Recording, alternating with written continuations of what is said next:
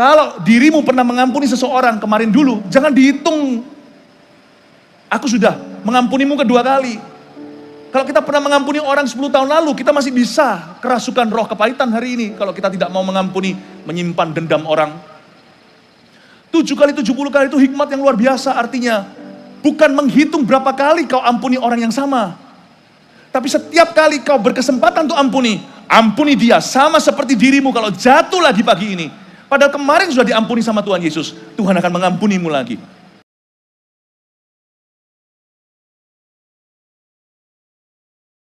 Kami semua datang dari jauh berbondong-bondong beribu-ribu seperti di zaman Injil.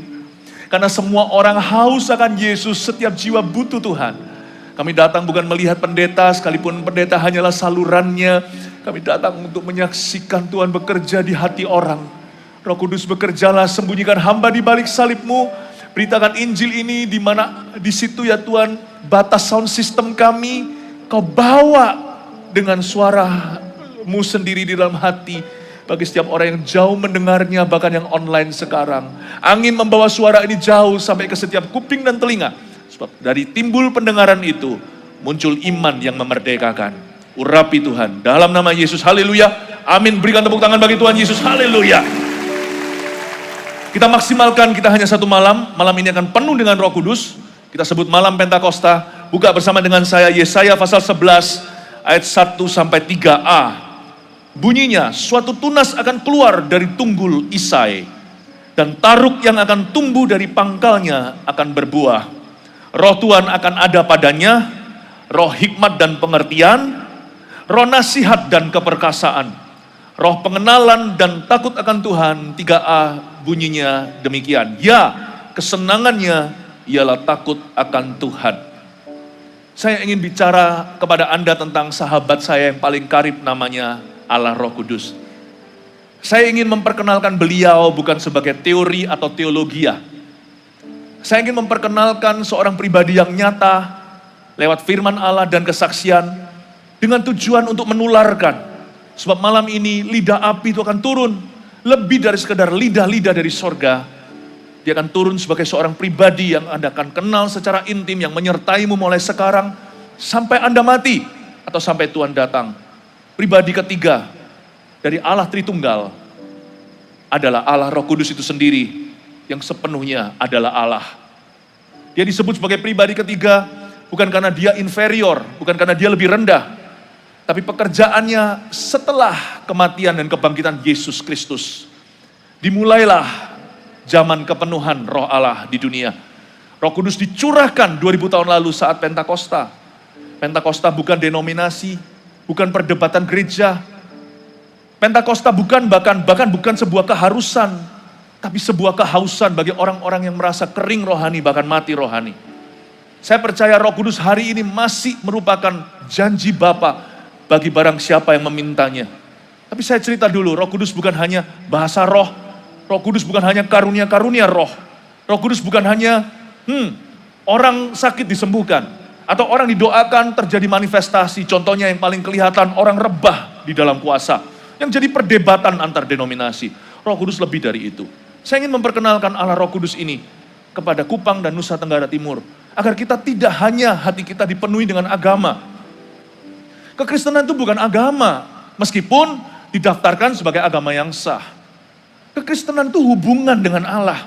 Dan hubungan itu hari ini dibawa oleh Allah Roh Kudus di dunia.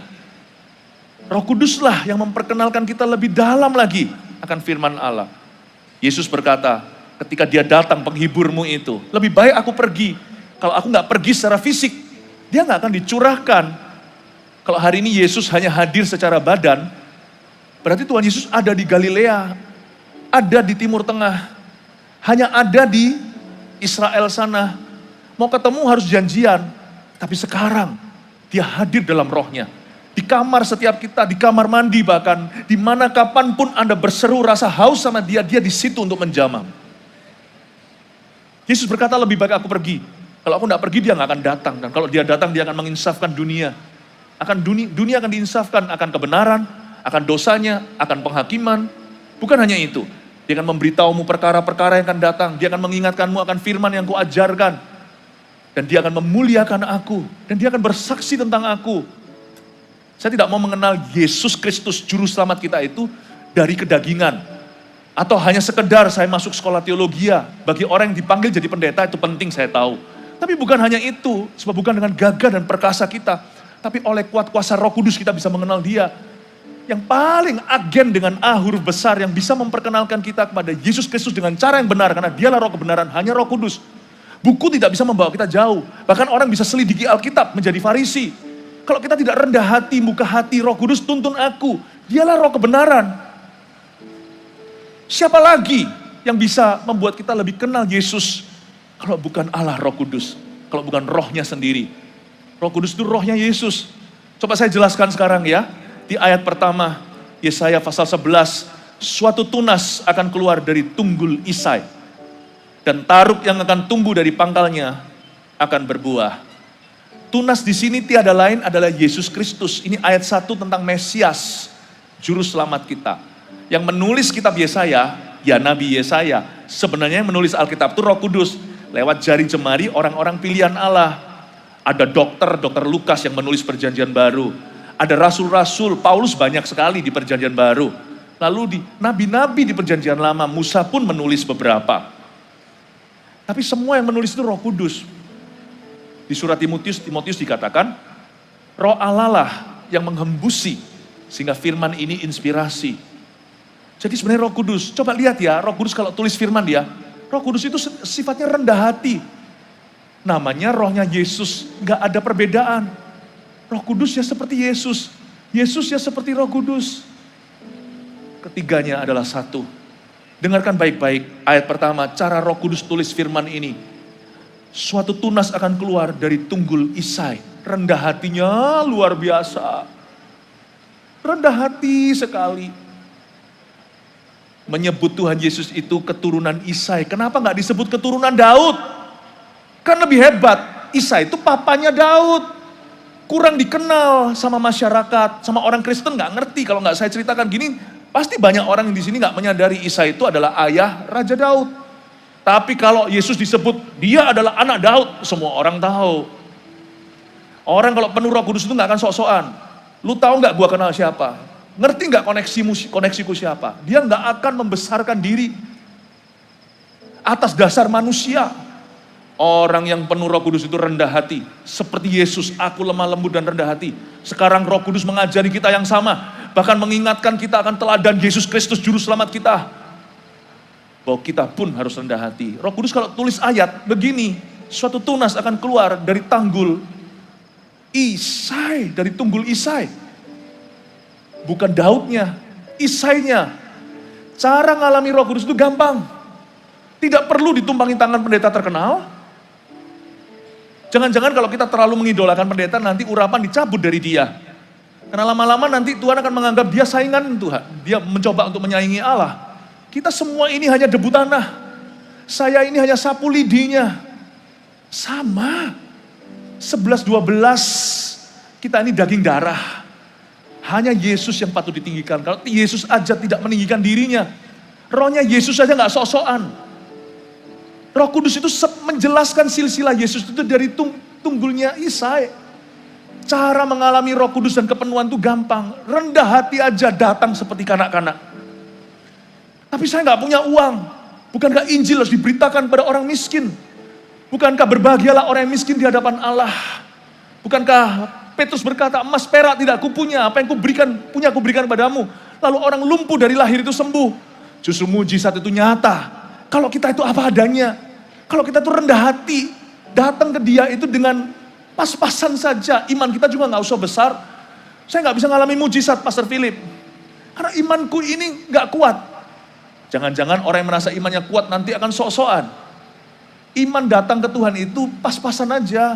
Sebesar biji sesawi asal ada. Asal hatimu percaya sesuatu akan terjadi. Katakan amin, berikan tepuk tangan untuk Tuhan. Suatu tunas akan keluar dari tunggul Isai. Very humble, rendah hati Roh Kudus itu. Cara nulis ayatnya aja gak gaya-gayaan. Gak gaya-gayaan. Dan taruk yang akan tumbuh dari pangkalnya akan berbuah. Ini menunjuk ke Yesus Kristus. Sekarang kita lihat ya. Roh Kudus itu siapa? Luar biasa. Jarang-jarang ini yang menulis ayat-ayat di firman lewat jari jemari manusia yang dipilihnya. Menulis tentang dirinya. Karena Yesus berkata gini tentang Roh Kudus. Dia tidak akan berbicara tentang dirinya. Dia akan berbicara tentang aku. Makanya orang yang penuh dengan Roh Kudus gak akan ngomong tentang dirinya melulu. Pasti ngomong soal Yesus. Gak mungkin lah apa-apa aku. Pasti Tuhan, dia harus makin bertambah, ku harus makin berkurang. Nama Yesus saja disembah, ku dari baris paling belakang. Bila Yesus ditinggikan dan salibnya ditegakkan, pasti dia menarik. Lihat itu kanan kirimu. Semua orang datang kepadanya sekarang. Bila Yesus ditinggikan dan salibnya ditegakkan, kita siapkan 12.000 kursi aja tidak akan bisa menampung semuanya. Pasti dia menarik semua kupang datang kepadanya sekarang. Malam ini akan ada mujizat terjadi. Malam ini mujizat terbesar terutama akan terjadi. Mereka yang tersesat akan diselamatkan. Mereka yang dibelenggu akan dilepaskan. Yang sakit akan disembuhkan. Bukan karena ini malamnya kami atau Philip Mantova. Kami tiada artinya. Karena malam ini adalah malamnya Yesus Kristus yang ditinggikan. Haleluya. Coba dia yang jarang bicara tentang dirinya, apa yang kira-kira beliau katakan tentang dirinya? Ayat 2, Roh Tuhan akan ada padanya. Ingat ya baptisan Yesus, waktu di sungai Yordan kita nggak lihat tapi kita baca di Alkitab, langit terbuka kan? Yohanes melihat ada Roh Kudus turun, hinggap ke atasnya seperti burung merpati. Luar biasa. Yesus Kristus loh, anak Allah, ilahi, dia adalah Allah. Pada mulanya adalah firman-firman itu bersama dengan Allah. Firman itu adalah Allah, segala sesuatu diciptakan oleh dia. Tiada satu pun yang jadi, jikalau bukan karenanya. Yesus aja bergantung dengan urapan Roh Kudus ketika Yesus itu menjelma sebagai manusia. Di umur 30, dia terima urapan baru. Dia menanggalkan keilahiannya seperti yang tertulis di kitab Ibrani. Dia mengambil rupa seorang hamba. Lalu dia menanti-nantikan Roh Allah. Yesus loh. Mana ada gereja yang boleh berkata, aku tidak butuh Roh Kudus. Mana ada orang bisa berkata, aku tidak butuh Roh Allah. Karena aku sudah punya kemampuanku sendiri. Yesus kurang apa? Dia menanti-nantikan. Di sungai Yordan itu hinggaplah Roh Kudus di atas kepala. Dan di atas pundaknya. Seperti burung merpati. Ini bicara tentang kejadian dinubuatkan ratusan tahun sebelumnya. Bahwa nanti Mesias itu, bagaimana kita tahu yang mana itu? Dia adalah keturunan Isai, keturunan Raja Daud. Dialah singa dari Yehuda. Dan nanti, kepada siapa kau lihat, burung merpati itu turun, hinggap. Itulah Mesias. Yohanes berkata, itulah dia. Lalu ada suara dari sorga, inilah anakku yang kukasihi, kepadanya aku berkenan, dengarkanlah dia. Roh Tuhan akan ada padanya. Pertama-tama, Roh Kudus memperkenalkan dirinya lewat surat Yesaya. Dia menyebut dirinya Roh Tuhan. Roh Kudus itu bukan kuasa. Roh Kudus itu bukan bahasa lidah. Roh Kudus itu bukan semerta-merta mata-mata, hanyalah karunia. Dia adalah seorang pribadi.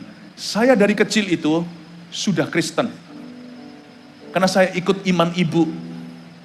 Mama saya itu pergi ke gereja. Tapi saya sekali-kali saja. Tapi saya nggak mengerti. Saya tahunya Yesus hanyalah cerita sekolah minggu. Di hati saya sih, saya merasa Yesus itu hanyalah dongeng sekolah minggu. Saya nggak pernah mengalami jamahan Tuhan. Sampai umur 18 tahun. Suatu hari, umur 18, saya mendengar Injil diberitakan. Tapi saya rasakan kali ini bukan teori. Injil diberitakan dengan urapan. Seperti kata-kata pendeta itu ada pelumasnya masuk ke hati saya. Itulah perbedaan orang yang mau berkhotbah hanya bergantung ilmu pengetahuan, atau yang berkhotbah bermodalkan lutut doa. Hari itu hati saya diketuk. Seperti ada orang yang suruh saya bertobat. Saya umur 18 tahun, 1992. Singkat cerita, saya maju ke depan terima Tuhan. Pulang ke rumah, 1 minggu setelah saya lahir baru, saya mengalami sesuatu yang belum pernah saya alami sebelumnya.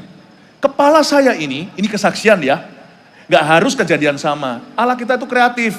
Roh Kudus itu yang menciptakan dunia bersama-sama Allah Tritunggal itu. Pada waktu Yesus waktu Allah berfirman, jadilah terang. Bukankah di Kejadian pasal pertama dituliskan ada air yang mengatasi permukaan bumi yang masih kosong, masih gelap. Ada air, lalu Roh Allah melayang-layang. Melayang-layang, lalu jadilah firman. Jadi Roh Kudus itu adalah pencipta. Dia adalah Allah. Dia itu kreatif. Gak perlu kasih pengalaman yang sama kepada dua orang. Setiap kita punya pengalaman yang sendiri-sendiri dengan Tuhan. Dan pengalaman itu bukan untuk sok-sokan. Gak perlu kita banding-bandingkan, aku lebih dicinta Tuhan karena aku mendapatkan penampakan Yesus, kamu enggak. Kamu dulu bertobat terima Yesusnya, lahir barunya cuman dengan apa? Hanya sekedar percaya, ada damai di hati gitu aja. Gak ada pengalaman yang lebih ajaib. Gak ada pengalaman yang lebih mujizat. Setiap perjumpaan dengan Tuhan itu ajaib dan mujizat. Amin. Saya percaya hari ini setiap Anda akan dirangkul oleh Tuhan Yesus. Berikan tepuk tangan bagi Tuhan. Tapi saya mengalami sesuatu yang sangat spesial. Saya selama 1 minggu itu dibelai-belai kepala saya. Dan itu bukan perasaan belaka. Beneran ada tangan yang gak kelihatan sampai saya ketakutan. Sempat saya mikir, ini rumah ada setannya kali. Tapi aneh, tiap kali saya dibelai, di satu sisi kepala saya, itu saya gak merasa hilang damai sejahtera. Hati saya merasa tenang, setiap belayanan itu mengundang kasih. Saya merasa ingin lebih mengasihi Yesus, lebih ingin untuk hidup kudus. Tiap kali saya dibelai, saya lihat teman saya ingin rangkul mereka, beritahu mereka tentang kasih Yesus. Nah mungkinlah setan memberimu efek samping begitu. Tiap kali dibelai, bahkan saya ingat musuh saya kepingin datangin tuh musuh. Orang-orang yang pernah berbuat jahat ke saya, kata-katai saya, yang pernah fitnah. Saya ingin ketuk pintu mereka, memberitahu mereka, aku mengampunimu. Kalau perlu saya kasih apa yang saya punya kepada musuh-musuh saya itu. Nggak mungkin setan punya efek samping kayak gitu. Roh jahat itu nggak mungkin membawa kasih, sukacita, damai sejahtera, kebaikan, kemurahan, penguasaan diri. Tiap kali saya dibelai, rasa muak sama dosa. Nggak kepingin lagi melakukan kebiasaan buruk anak muda. Saya kaget. Karena di sini saya itu belum ada sebuah konsep bahwa Tuhan itu hidup. Karena dari kecil saya melihat Kristen itu hanya tradisi. Jadi di sini tuh masih bingung. Setiap kali saya mau tengking, dulu saya diajari sama pendeta saya, awal-awal saya bertobat itu. Kalau sampai setan menyerangmu, gimanalah? Saya dulu kalau tidur sering ketindihan. Pernah gak alami itu? Kayak gak bisa goyang, mau nyebut nama Yesus, gak bisa keluar. Nah, pendeta saya ajari, kalau kamu merasakan sesuatu yang bukan dari Tuhan, sesuatu yang gak sejahtera di hatimu, sesuatu gak serak deh, ini bukan dari Tuhan Yesus, apalagi sudah ada unsur-unsur kejahatan, bilang dalam nama Yesus pergi, tengking itu. Saya mau tengking itu, setiap kali dibelai, gak bisa. Setiap kali saya mau tengking, kok rasa kasih dan sukacita, serta damai sejahtera. 1 minggu loh, saya dibelai-belai begitu. Sampai suatu hari tiba-tiba saya diberitahu oleh seorang teman. Roh Kudus itu seorang pribadi. Saya kaget. Apa? Pribadi? Nggak pernah loh, setahu saya Roh Kudus itu teologia, doktrin gereja. Roh Kudus itu bahkan bahan perdebatan. Gereja sana percaya bahasa lidah, gereja situ berkata itu sesat. Roh Kudus itu hanyalah perdebatan. Saya dengar lagi, apa katamu? Roh Kudus itu seorang pribadi. Pribadi? Hah? Saya baru sadar. Seperti si bocah Samuel itu. 3 kali dipanggil Tuhan. Samuel, Samuel. Dia gak ngerti itu Tuhan. Dia kira itu Eli, pengasuhnya. Bapak panggil ya. Tengah-tengah malam, subuh-subuh pagi. Dia gak ngerti. Karena di zaman Samuel dibesarkan, zaman Imam Eli, di Israel tidak banyak penglihatan. Tidak banyak penglihatan, tidak banyak nubuatan. Zaman Roh Kudus itu padam di zaman itu. Roh Kudus ditolak mentah-mentah oleh bangsa pilihan Allah. Gak perlu yang gitu-gituan. Mereka lebih suka sistem agamawi. Mereka suka sesuatu yang panca indera mereka bisa kontrol. Sedangkan Roh Kudus itu kan bebas. Dia gak kelihatan. Dia yang mengontrol kita. Di zamannya Samuel gak paham itu. Saya seperti itu. Saya setelah itu kembali pulang sekolah, saya masih ingat, saya masuk ke kamar saya. Menangislah saya berkata, ternyata itu Engkau ya Tuhan. maafkan kebodohanku, aku nggak ngerti, dibelai-belai begini. Selama 1 minggu nonstop loh, bayangkan. Jadi saya harus tahan tangisan. Karena dulu saya punya kepercayaan kalau orang cowok itu nggak boleh nangis kalau jantan. Tapi kalau nangis di hadirat Tuhan itu lain cerita, saudara. Saya dibelai-belai gitu, rasa seperti gimana? Akhirnya saya nggak tahan, di depan orang bayangkan. Dibelai-belai gitu pada waktu saya sekolah, lagi pelajaran, coba bayangkan gimana konsentrasinya. Hari itu saya ngerti, saya pulang sekolah, taruh tas saya masuk ke dalam hadirat Allah. Saya kunci pintu di belakang saya berkata, Roh Kudus, Philip di sini, berbicaralah. Saya rebah di bawah kuasa Roh Kudus di dalam kamar, bukan kamar doa, kamar cuci baju. Ada mesin cucinya di situ. Saya dilawat Roh Kudus. Saya nggak pernah alami yang gitu. Saya rebah di lawat Tuhan. Saya nggak pernah ngerti gini-ginian. Saya nggak pernah ke gereja Pentakosta, gereja karismatik. Saya nggak pernah. Dan saya merasa takut awalnya. Tapi damai. Sejak hari itu saya mengerti. Roh Kudus adalah roh Tuhan.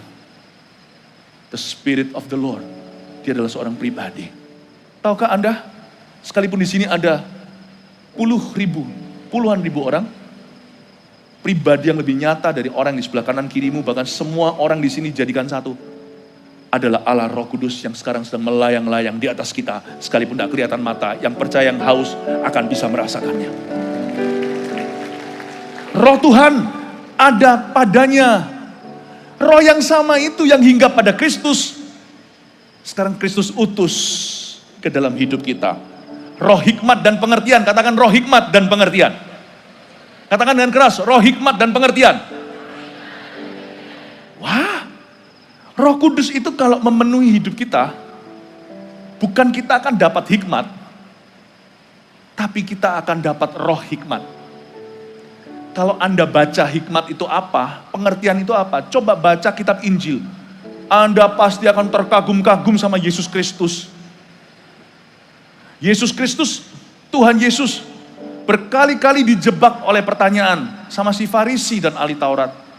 Tapi tidak bisa mereka menjebaknya, karena hikmatnya luar biasa. Bahkan muridnya sendiri yang tidak bermaksud menjebak, tanya sama dia, pertanyaan sederhana seperti, berapa kali kami harus mengampuni? Petrus kasih standar manusia yang tinggi. 7 kali ya Tuhan. 7 kali. 7 kali itu kenapa angka 7? Bangsa Yahudi percaya angka 7 itu melambangkan kesempurnaan. Artinya harus sempurna ya pengampunan. Tuhan berkata bukan 7 kali Petrus. 7 kali 70. Berarti setiap kali. Kalau engkau pernah mengampuni, dengan kata lain, ini hikmatnya. Tidak dijelaskan, tapi hari ini murid-murid Yesus masih bisa menjabarkan. Coba saya jabarkan dengan hikmat Allah. Apa maksud Yesus 7 kali 70 kali? Luar biasa. Kalau dirimu pernah mengampuni seseorang kemarin dulu, jangan dihitung. Aku sudah mengampunimu kedua kali.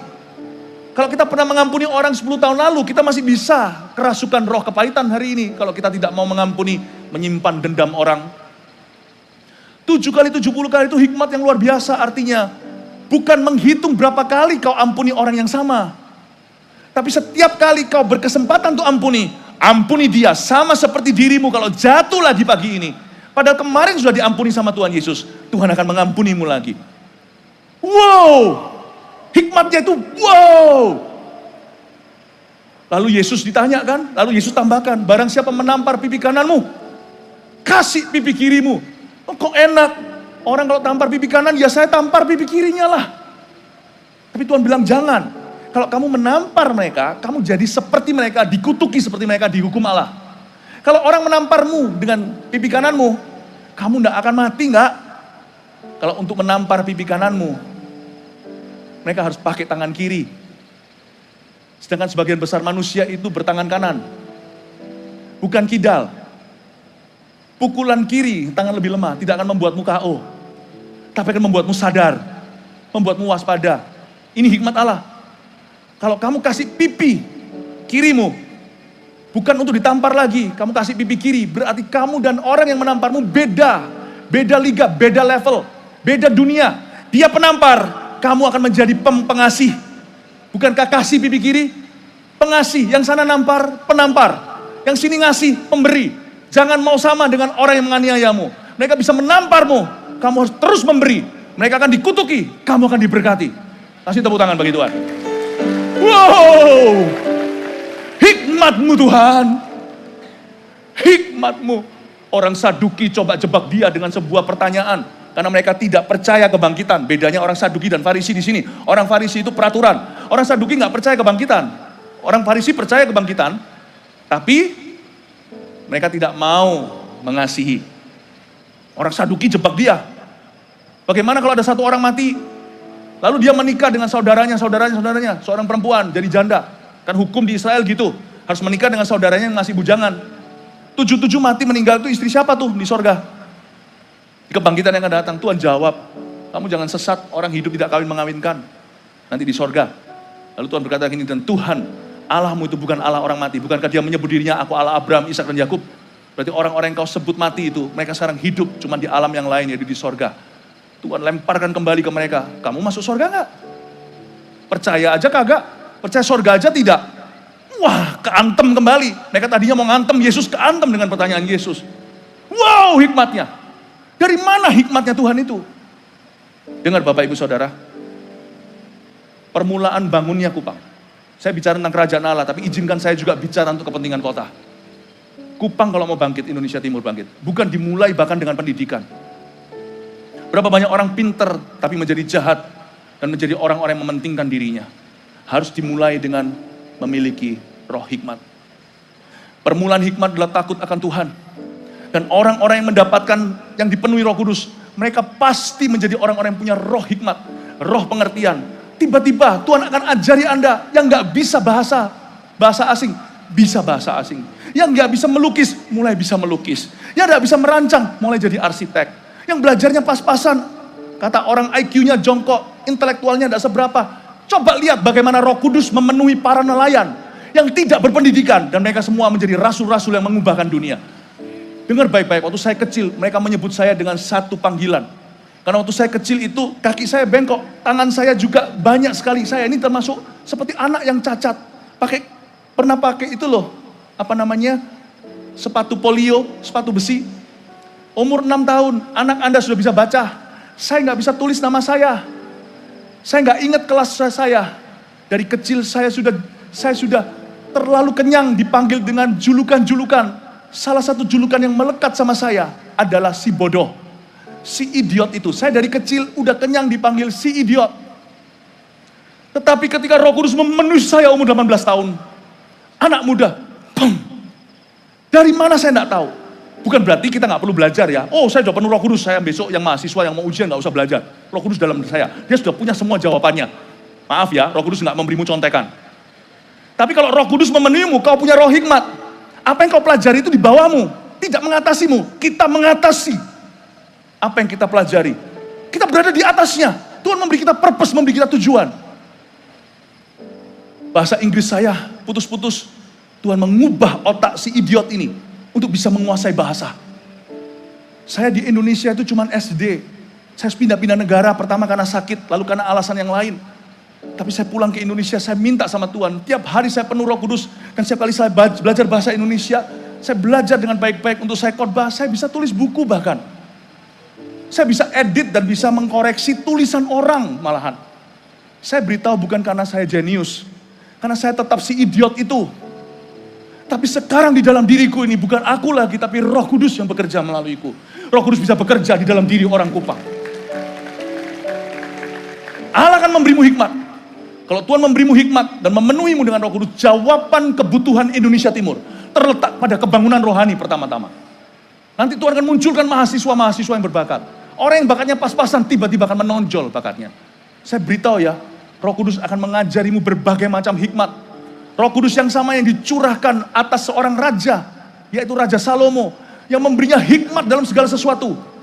Roh Kudus yang sama yang bisa memberimu hikmat. Roh Kudus yang sama yang dicurahkan atas para nelayan, mengubah mereka menjadi pemimpin-pemimpin yang luar biasa. Roh Kudus yang sama akan dicurahkan malam ini kepada orang-orang Kupang. Haleluya. Anda tidak perlu menjadi orang besar, orang hebat, orang penting, orang berpendidikan tinggi. Anda bisa mulai apa adanya sekarang. Dengan rendah hati. Dan seperti datang dengan hati seperti anak kecil. Anda menerima, sesuatu akan terjadi. Hidupmu akan diubahnya. Amin Bapak Ibu Saudara. Saya masih ingat suatu hari, saya nekat. Sebagai orang Indonesia kita sudah dilatih punya mental seperti orang yang dijajah. Selalu kita mikir bahwa made in luar negeri, yang di luar negeri itu selalu lebih baik. Tapi saya nggak ngerti bahwa orang Indonesia juga bisa dipakai sebagai misionaris. Tahun 2011, saya berada di Taiwan. Satu stadion besar. Saya sampai khawatir loh. Karena kebudayaan minder saya mulai keluar. Bisa nggak penuh? Stadion itu di negeri orang, kalau di negeri sendiri mungkin bisa. Itu stadion puluhan ribu. Bisa ke orang Taiwan datang untuk melihat orang Indonesia. Bukan nyanyi ini, khotbah lagi. Khotbah itu nggak populer di mana-mana. Tapi tempat itu penuh. Saya berkata sama Tuhan, Tuhan ini adalah khotbah saya terakhir di Taiwan setelah 5 tahun pelayanan. Saya berkata, Tuhan kasih aku hikmat. Saya bicara sama orang yang jemput saya, itu orang Taiwan. Saya sengaja ngomong banyak sama dia. Sambil handphone saya di tangan. Saya sambil catat kira-kira, saya nggak bisa tulisan Mandarin. Tapi saya bisa tulis A, B, C, D, E, alfabet kita.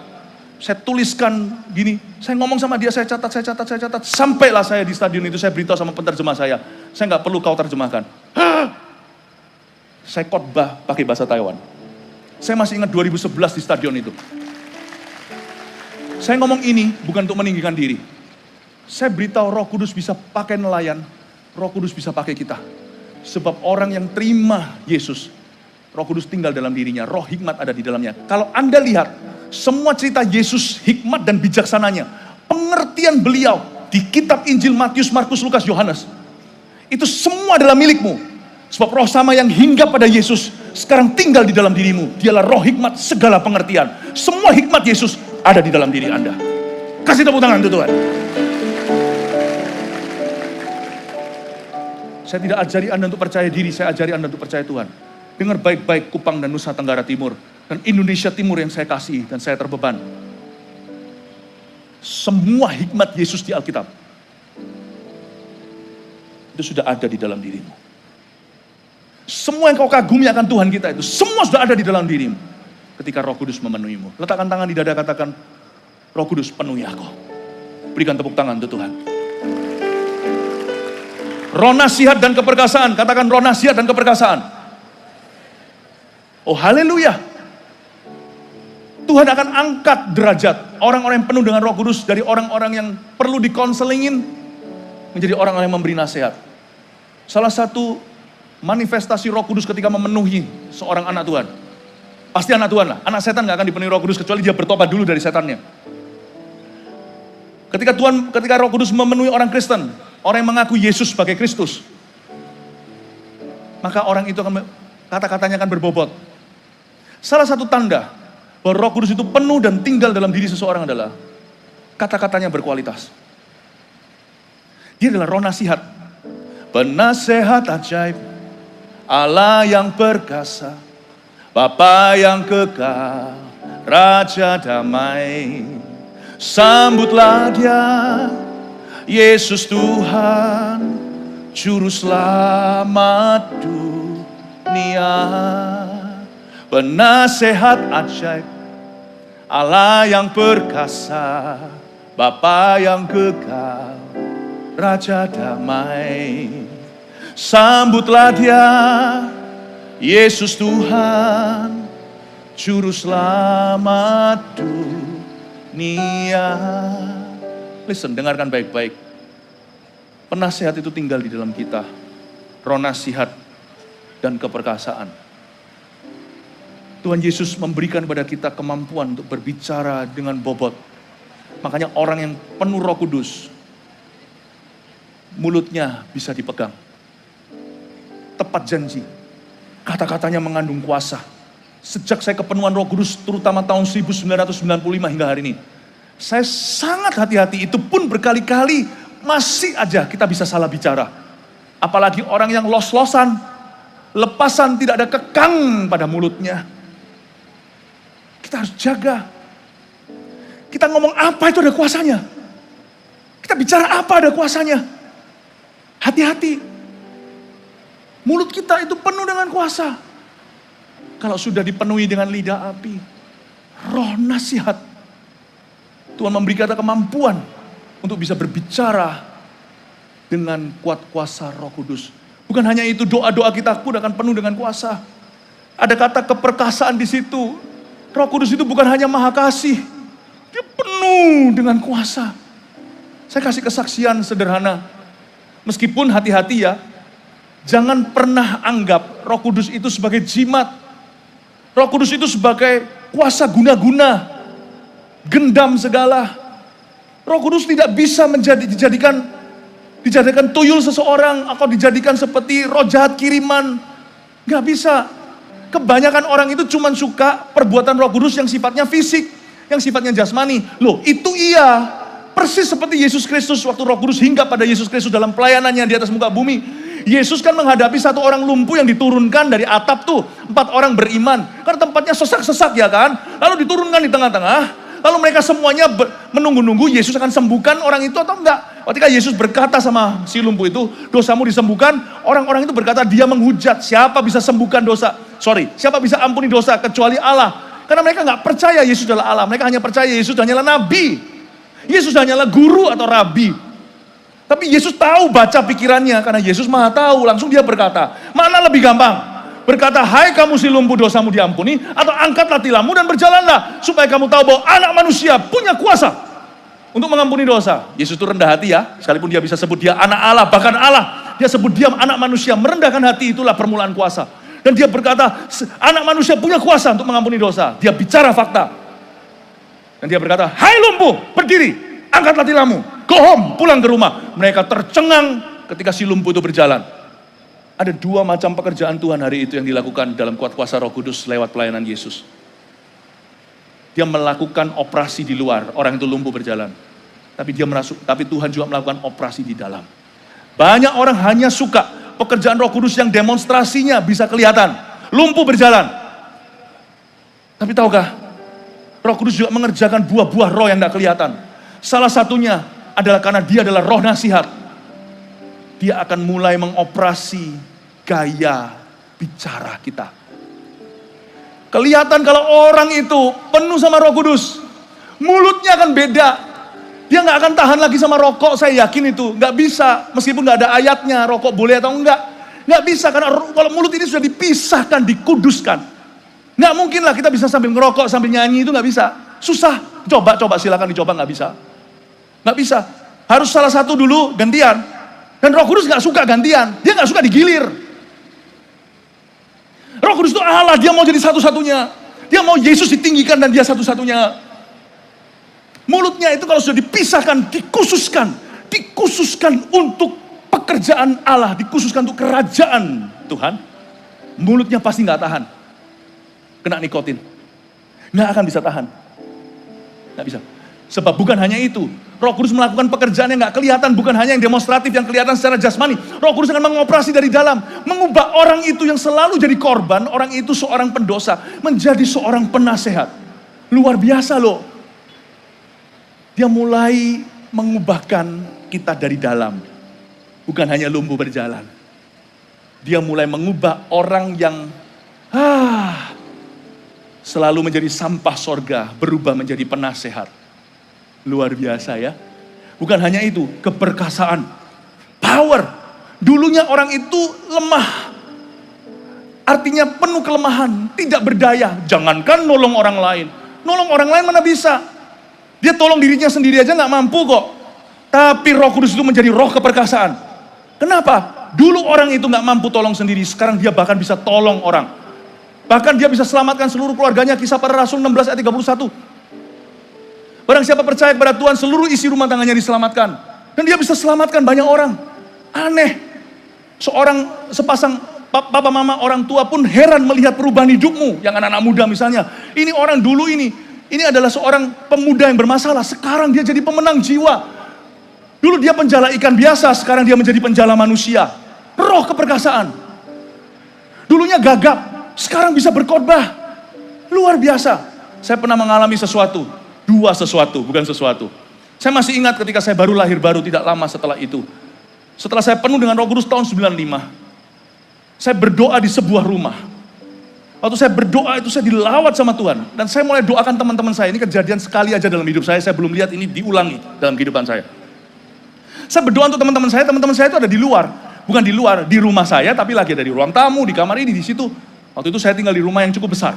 Saya berdoa. Setelah saya berdoa betul-betul dilawat Roh Kudus, saya berbahasa roh bahkan, saya menangis dilawat Tuhan, tidak rebah tapi saya tetap berlutut, saya berdiri, saya berdoa sembahyang. Saya keluar dari kamar itu masih gemetaran, karena kuasa Tuhan di kamar saya. Saya keluar melihat teman-teman saya satu persatu dilawat Tuhan. Yang satu di ruang tamu dalam keadaan terlentang seperti itu, dijamah Roh Kudus, gak bisa berdiri.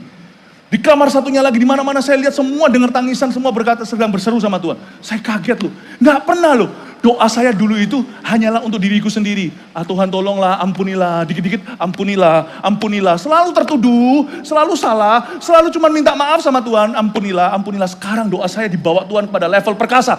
Saya bisa patahkan kuasa setan dalam diri orang lain. Saya bisa berdoa supaya Tuhan urapi mereka. Saya berdoa yang jiwa-jiwa yang tersesat bisa diselamatkan. Saya keluar dari kamar saya melihat Tuhan langsung jawab doa saya. Saya kaget. Lalu berapa tahun kemudian saya pergi ke Salatiga, sebuah kota di Jawa Tengah. Saya duduk di situ, itu rumah penuh sekali, sebuah sekretariat gereja. Saya bicara dengan anak-anak muda itu semua mahasiswa. Di ruangan itu hanya bisa nampung berapa puluh, di luar lorong sana sampai luar halaman itu orang-orang duduk nguping-nguping begini, kayak begini. Cuman jumlahnya ratusan, bukan puluhan ribu. Nguping begini. Saya masih ingat, waktu itu saya hanya berkata, ayo kita berdoa. Oh, Roh Kudus kau hadir di sini. Orang mulai rebah di ruangan itu, puluhan orang. Saya kaget kan, wah saya biarkan Tuhan melawat mereka. Nah saya keluar, karena lawatan itu gak berhenti sekian jam, saya keluar, mau hendak meninggalkan rumah itu, saya melihat sampai di jalanan itu orang rebah.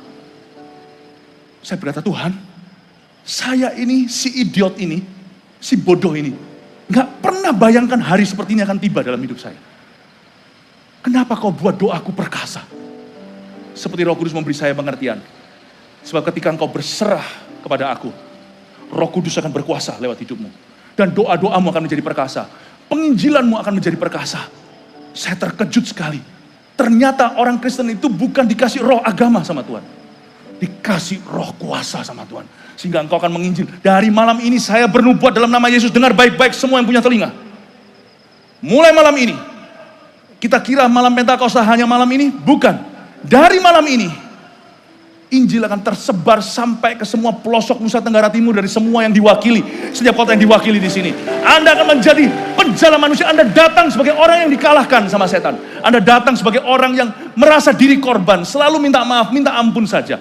Anda pulang dari sini, semua Anda akan menjadi penjala manusia. Semua Anda menjadi utusan Kristus, pembawa api dan obor kebangunan rohani. Pergi nanti, seperti Roh Kudus akan menjadi seperti roh misi, akan mengurapimu sampai ke setiap kampung halamanmu, akan mengalami lawatan Tuhan. Kalau Tuhan bisa bekerja pada si bodoh ini, Tuhan bisa bekerja pada Anda. Allah akan melakukan yang sama. Anda akan melihat lawatan Roh Kudus sampai jauh, di luar-luar ekspektasimu. Haleluya, kasih tepuk tangan bagi Tuhan.